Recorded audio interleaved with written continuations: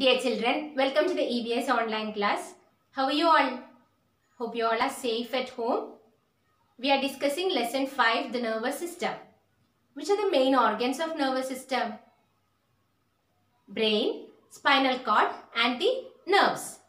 In our previous class, we discussed about the different parts of brain and their function, spinal cord and different types of nerves and their functions. Hope you all have studied well.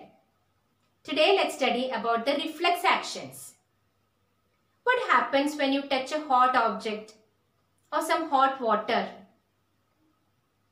Yes, you withdraw your hand immediately. These are automatic reactions. It takes within a fraction of seconds. You do not have any time to think about it. It happens by itself even if you are concentrating in anything else. Such reactions are called as reflex actions. In these cases, messages do not go to the brain. Instead, the spinal cord senses the danger and takes immediate actions to avoid any damage to the body. Such actions are called as reflex actions. So, what is a reflex action?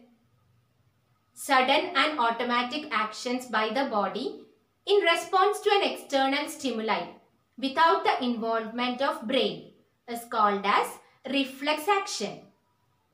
You know, our brain is the control center of our body. It controls everything that goes on in our body. But reflex actions are controlled by the spinal cord. Can you say some other examples for reflex action? Blinking our eyes when something enters the eyes is an example of reflex action. These are automatic actions that takes within a fraction of seconds. In this case, the message do not go to the brain. Instead, spinal cord senses the danger and takes the action immediately to avoid any damage to the eyes. Then pulling our hand away as soon as we touch a hot object.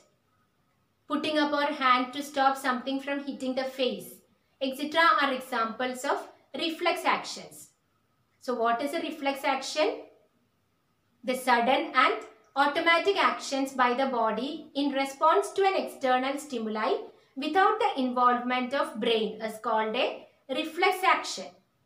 Our brain coordinates most of the movements of our body. Some movements we have to learn. For example, we learn to ride a bicycle, to play a piano, etc. Once we have practiced enough, our brain starts sending instructions to the muscles automatically. We no longer need to think about what to do. So our brain coordinates most of the movements of our body. So today we have discussed about reflex action and their examples. Hope you all have understood the topic. You find more examples of reflex actions and write in your notebook. Read textbook page number 47 and 48. From notebook, study question number 4 from answer the following. A YouTube URL is attached along with this. Watch the video. A test paper is also attached. Do the test and submit it. Let's meet in the next class. Thank you.